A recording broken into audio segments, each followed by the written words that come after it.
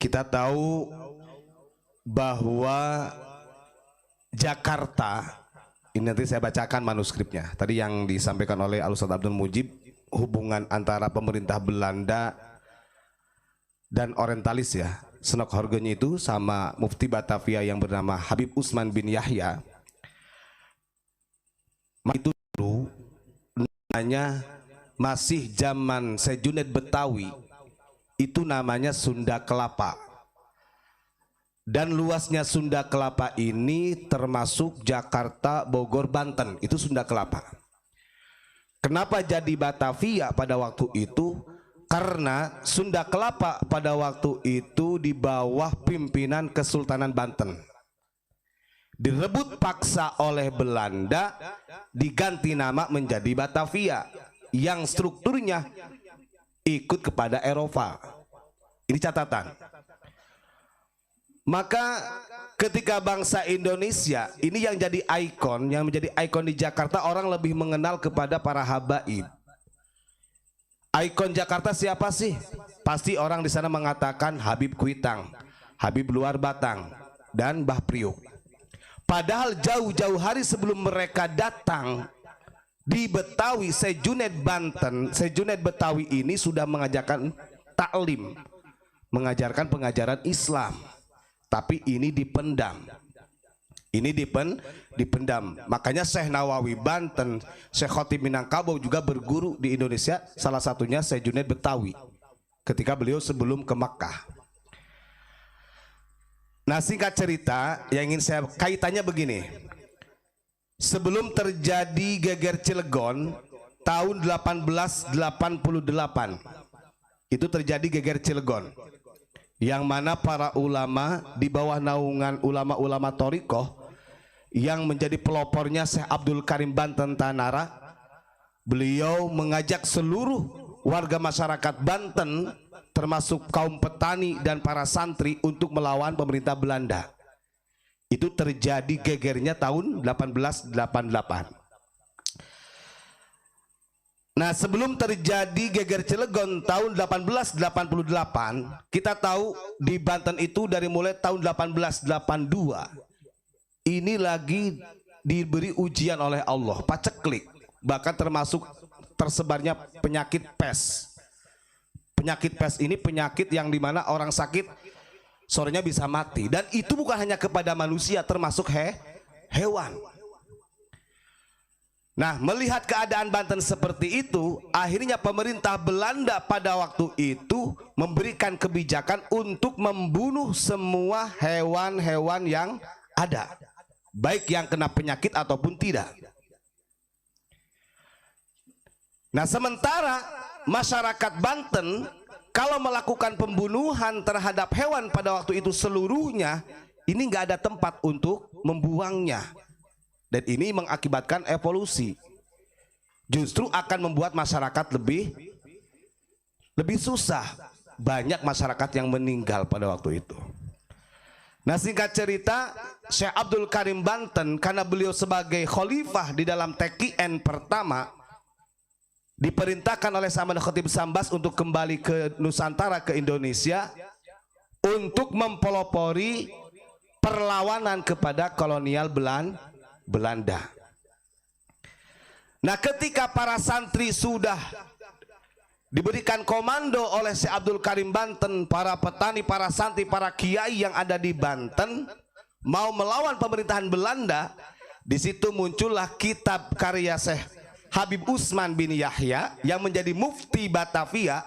Ingat, Habib Utsman bin Yahya ini mufti Batavia, bukan mufti Indonesia.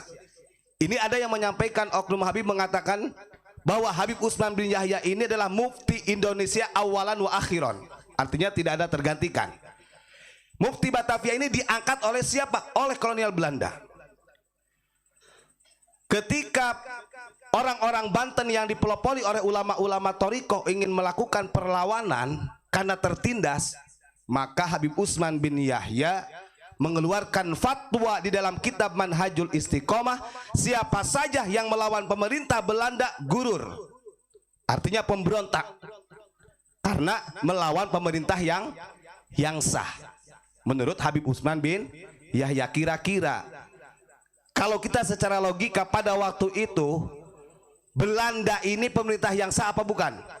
Bukan, dia merebut paksa dari Sunda Kelapa yang pada waktu itu dipimpin oleh Kesultanan Ini sejarah. Ketika Habib Utsman mengeluarkan fatwa seperti itu, bahwa siapa saja yang melawan Belanda itu gurur, maka Syekh Nawawi Banten sama Syekh Junaid Betawi mengkritik, menegur Habib Utsman bin Yahya. Ingat ya, ditegur langsung oleh Syekh Nawawi Banten dan Syekh Junaid Betawi yang ada di Mekah. Maka muncullah surat ini. Surat ini adalah surat dari Habib Utsman bin Yahya sebagai laporan kepada pemerintah Belanda. Ya, saya bacakan nanti. Surat ini ditulis Betawi tanggal 30 Agustus 1886, artinya 2 tahun sebelum geger Cilegon. Alhamdulillahi wahdah. Amma ba'du fasadara hadzal kitabu min baldati Betawi fal mujibu lidzalika anna ashabil kiram al hawaij fatadris akhbarani bi annakum ittala'tum wa nadartum tashih as-sadiri min Syekh Nawawi Banten wa Syekh Junaid Betawi al-muqimaini fi Makkah ala risalatil musamma an-nasihatil aniqah. Surat ini asal usulnya ada surat ini ditulis oleh Habib Utsman bin Yahya yang pada waktu itu mufti Batavia kepada pemerintah Belanda karena dia dapat teguran dari Syekh Nawawi Banten sama Syekh Junaid Betawi. Artinya Syekh Nawawi akan rela, kok berani-beraninya wong Habib Utsman ini juga pendatang mengatakan bahwa orang kita yang membela kemerdekaan disebut gurur, disebut pemberontak. Terus kemudian Habib Utsman bin Yahya thumma inni ajabatul al'an irsala hadhir risalah aidan al-musamma al-wathiqah al-wafi'ah a'raduha ilaikum litangzuruha fal maqsudu min tasnifiha wa kadzalika allati qablaha wa i'lam wa i'lan. Surat ini berisi i'lam wa i'lan, artinya pemberitahuan. Karena menurut Habib Utsman ini urgen karena sudah dapat teguran dari Syekh Nawawi, artinya dia juga nervous, takut. Makanya dia laporan kepada pemerintah Belanda. Apa yang dilaporkan oleh Mufti Batavia kepada Belanda? Bi anna tariqatal lati fashat fi hadhihi zamani wa 'allamahal masyayikhu lil juhali fahiya laysat 'ala shawab bal rubama yaulu amruha ila mafasidi diniyatin wa dunyawiyatin. Beliau melaporkan kepada pemerintah Belanda bahwasannya thariqah yang ada di zaman sekarang di Indonesia itu tidak ada kebaikannya, fahiya laisat ala shawab, artinya sesat. Karena dia tahu yang mempelopori untuk melawan geger Cilegon siapa? Kalau bukan Syekh Abdul Karim Banten. Beliau adalah mursyid thariqah pertama dari jalur Banten. Terus kemudian bal rubama yaulu amruha ila mafasidi diniyatin wa dunyawiyatin. Bahkan kata Utsman bin Yahya menyampaikan kepada pemerintah Belanda, dengan adanya gerakan dari orang-orang thariqah yang di Banten, ini sangat berpotensi merusak agama dan dunia. Itu doktrinnya seperti itu. Ma'a anni talaqtu fi hadhihi risalah fi akhiriha laitsu lam adhkur ahadan bi ainihi li ajli salamati minal fitnati mimma syaikhi tariqati. Dan kemudian saya sengaja membuat surat ini sembunyi-sembunyi, kata Habib Utsman. Tujuannya supaya tidak ada yang tahu siapapun. Li ajli salamati min masyaikhi thariqah, supaya selamat dari ulama-ulama thariqah. Ngeri enggak? Ngeri.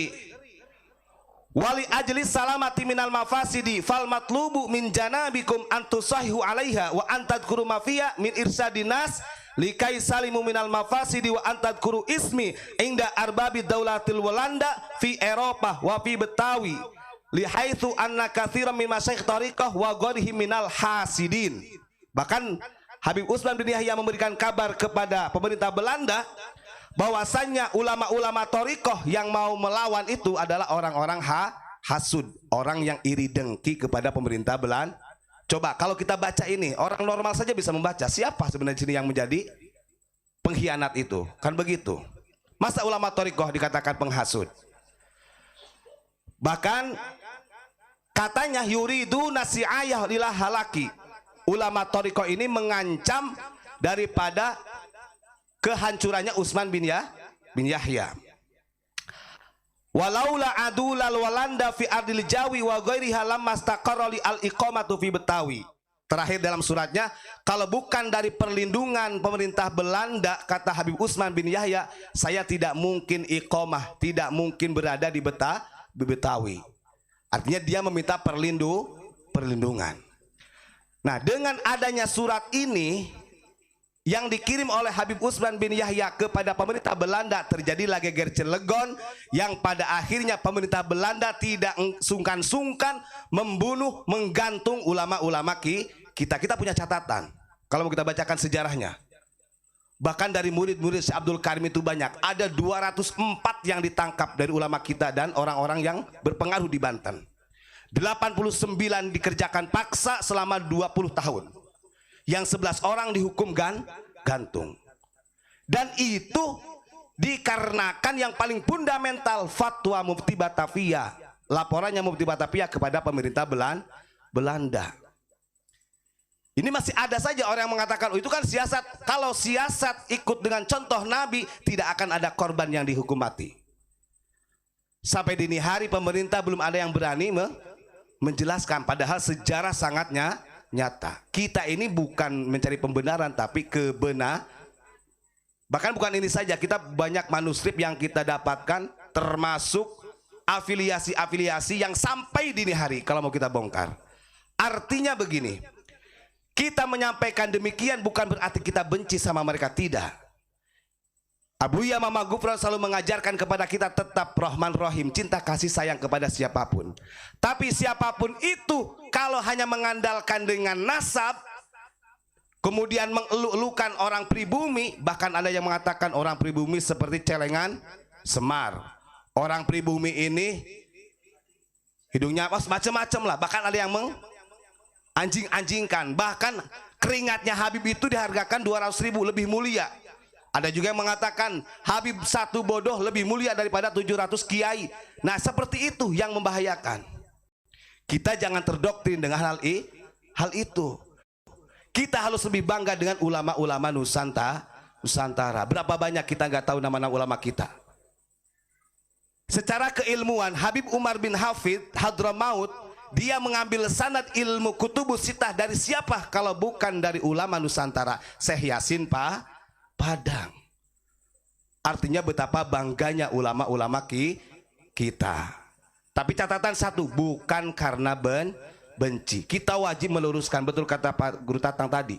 Mungkin sekarang kita masih agak santai, 50 tahun ke depan, kalau sudah sampai berubah total, anak cucu kita nggak ngerti yang namanya Syekh Nawawi, nggak ngerti lagi yang namanya Syekh Junaid Betawi, nggak tahu lagi yang namanya Syekh Yasin Padang. Paling taunya Habib Rizik, Habib Bahar, paling begitu. Ini grand design. Dan ingat, kita punya catatan perjanjian antara pemerintah Belanda dengan Ba'alawi. Ada catatan di kita. Makanya Abuya terus, ayo jaga NKRI, jaga Pancasila. Indonesia ini tidak baik-baik saja. Banyak orang yang merongrong, yang mempolitisasi agama, menggunakan jargon agama. Na'udzubillahi min